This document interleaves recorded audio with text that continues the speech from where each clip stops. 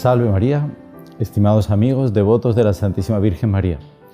Hoy retomamos nuestras aulas de preparación estudiando esta parte tan importante del Tratado de la Verdadera Devoción, en la cual San Luis nos explica cuáles son las falsas devociones a la Virgen.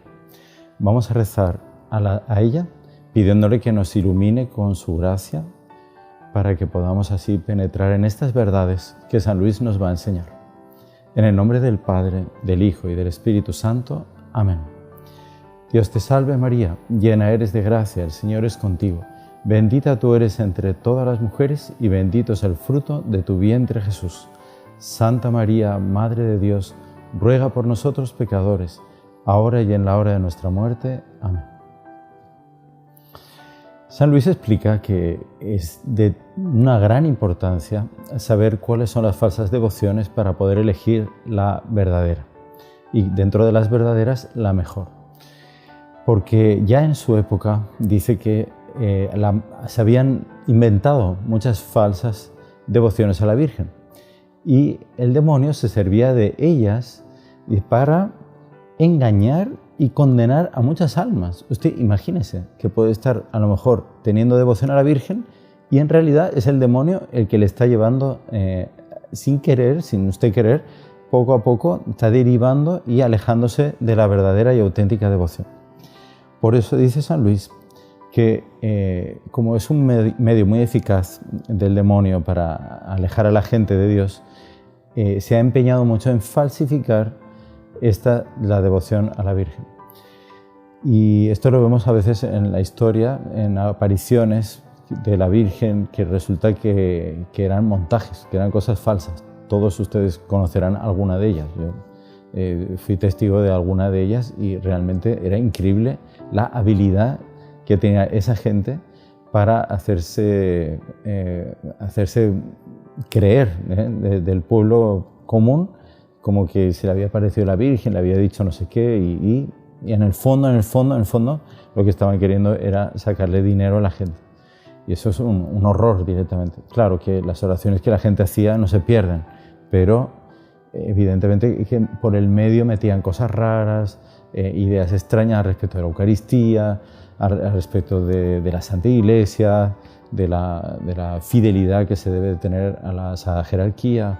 Entonces, a través de pequeños detalles, sin que la gente percibiera, iban alejando a la gente de la verdadera devoción a la Virgen. También, como veremos ahora, a continuación, cómo es fácil, si uno no tiene una actitud muy recta en su corazón, tomarse de defectos que le llevan a desviar el objetivo de la devoción a la Virgen y en vez de colocar al Señor en lo más alto y en lo más importante y adecuar nuestra vida a lo que nos enseñó el Evangelio, inventar una falsa religión, en el fondo, una falsa fe en nuestro Señor. Entonces, por eso, San Luis, a partir del número 91, nos dice que es muy importante evitarlas, estas falsas devociones, así como es muy importante abrazar la verdadera. Después, entre todas las verdaderas, elegir cuál es la más perfecta y la que más agrada a la Santísima Virgen, y también la que resulta más gloriosa para Dios nuestro Señor. En el número 92 ya nos enumera las 7 falsas devociones a la Virgen. Vamos a empezar por la primera, los devotos críticos, los sabios orgullosos, aquellos que se consideran superiores, bien porque han hecho algún estudio o alguna cosa y no se dejan llevar por esos sentimentalismos que la gente tiene al respecto de una imagen o de otra. ¿Y por qué tener que devocionar a una Virgen y a la otra menos? A una advocación de la Virgen, claro. Entonces estos críticos son profundamente dañinos porque les dejan una duda a la gente. ¿Será que yo estoy teniendo demasiada devoción a la Virgen, me estoy alejando de nuestro Señor? ¿Será que rezar el rosario con los amigos o con las amigas en casa, en realidad yo estoy perdiendo el tiempo porque escuché que fulano, que es un doctor y tal, dice que eso son cosas de viejas y que es perder el tiempo?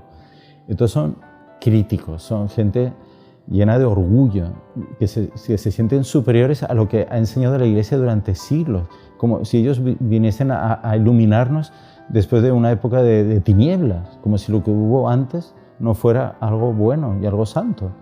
Entonces, mucho cuidado con esos devotos críticos, porque ellos dicen, nosotros sí entendemos a la verdadera imagen de la verdadera Virgen María. La Virgen María, la mujer sencilla y sin nada, como si nosotros, por rezar el rosario, no tuviéramos la verdadera visión de quién es la Santísima Virgen. Entonces San Luis alerta mucho que no seamos cándidos y dejarnos llevar de este tipo de críticas que no, de la verdadera devoción. Dice el siguiente punto, 94. Los devotos escrupulosos son personas que temen deshonrar al hijo dando demasiada atención a la madre. Esto ya lo hemos visto en los puntos anteriores, que es un absurdo pretender que el hijo se va a desagradar porque nosotros le tengamos cariño a su madre.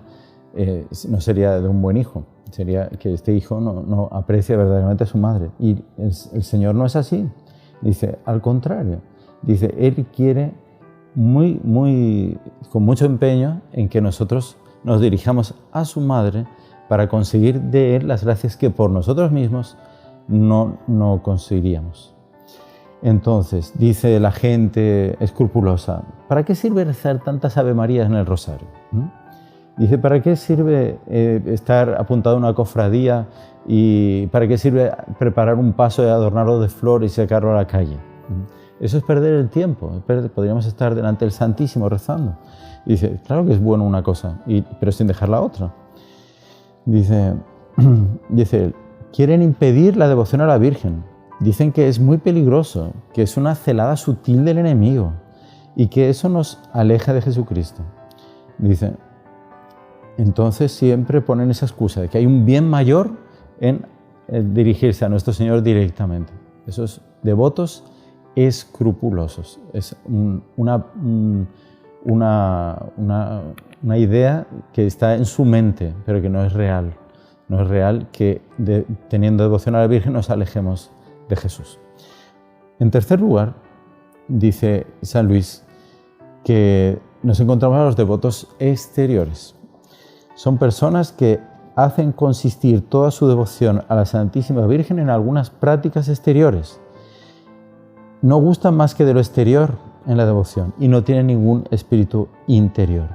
Entonces la gente que reza el rosario corriendo a toda velocidad y ni siquiera piensa en el misterio que debería de meditar, que es la parte más provechosa y más interesante del rosario.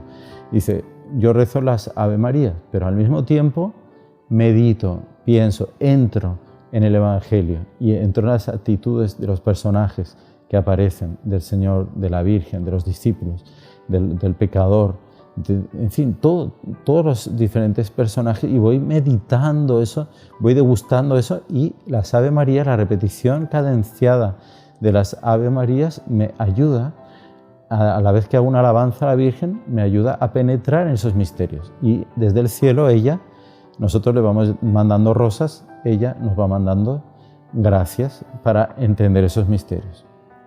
Entonces, esta parte interior de la devoción es la más importante, sin tener que abandonar la exterior. Es muy bonito pues, poner una flor a la Virgen. Es algo que ayuda al interior, pero no es lo más importante. Los devotos presuntuosos son pecadores, son gente que está enviciada en el pecado, son gente que lleva mala vida, pero como que es una doble vida. A la vez que están enfangados en sus pecados, son gente, a lo mejor puede ser hasta gente infiel en su matrimonio. Y en cambio, dice, cuando llega la hora de rezar a la Virgen, bueno, pues son los primeros que aparecen en la iglesia, son los primeros que van a ayudar a preparar un culto a la Virgen, una novena o lo que sea, pero no cambian de vida. Ellos piensan que por hacer eso a la Virgen, por hacer eso a favor de la Virgen, ellos ya están salvados. Ellos ya no necesitan cambiar, convertirse, abandonar el vicio. No, no hace falta, porque yo ya tengo devoción a la Virgen, yo llevo mi escapulario. Entonces, ojo, esa es una mentira que la propia persona se crea para justificar su mala vida. Es difícil, ¿verdad?, que una persona conserve mucho tiempo esa doble vida. En algún momento determinado, la Virgen le va a mandar, a lo mejor puede ser incluso una seria advertencia, un castigo, para que ella se dé cuenta y abandone ese vicio, ese pecado. Si no lo hace, evidentemente su devoción a la Virgen desaparecerá hasta en lo poco que tenía. Esto es realmente una presunción diabólica y es extremadamente dañino. ¿Cómo se puede conciliar una vida de pecado con la devoción a la Virgen? Entonces,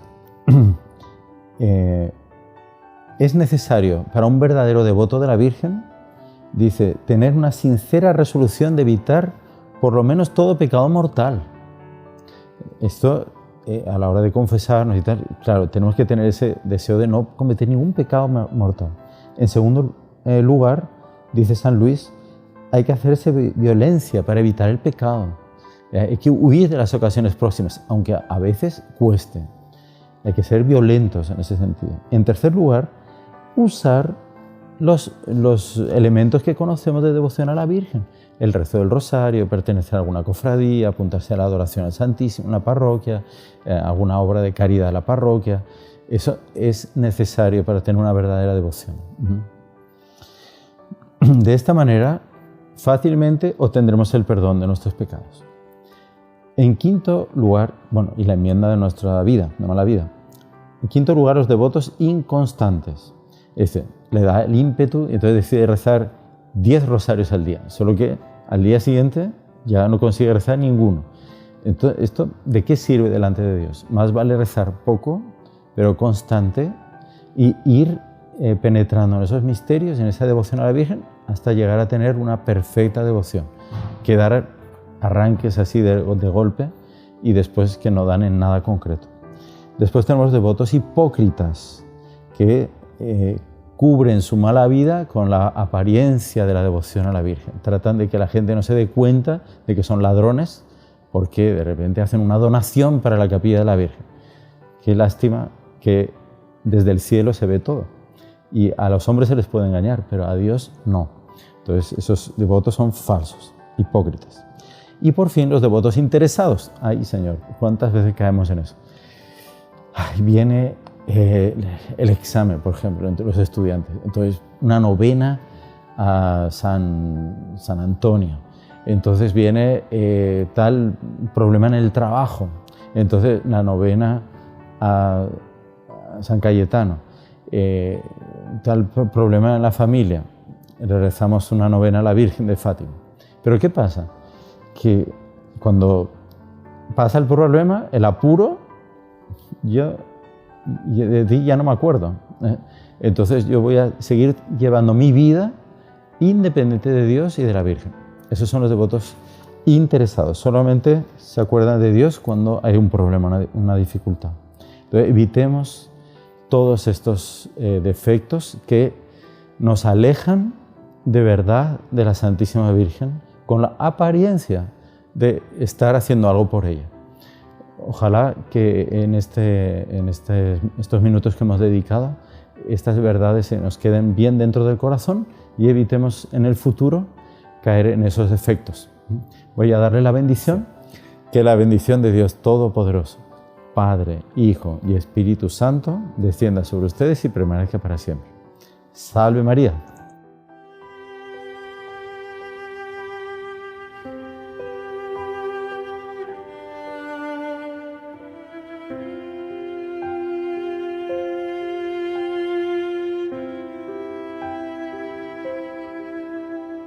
Estimados amigos, continuamos conociéndonos a nosotros mismos y esta vez vamos a meditar sobre otro animalito que nos pone San Luis en el tratado, la serpiente.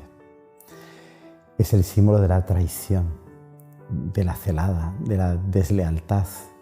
¿Cuántas veces el hombre tiende a ser traidor y tramposo para con los demás? A veces para quien le es más próximo, incluso con un hermano. ¿Y cuál es la razón? Muy frecuentemente, la envidia. La persona se compara con la otra, ve que el otro tiene más realce y considera que él debería de tener más que el otro, aunque sepa que no lo merece.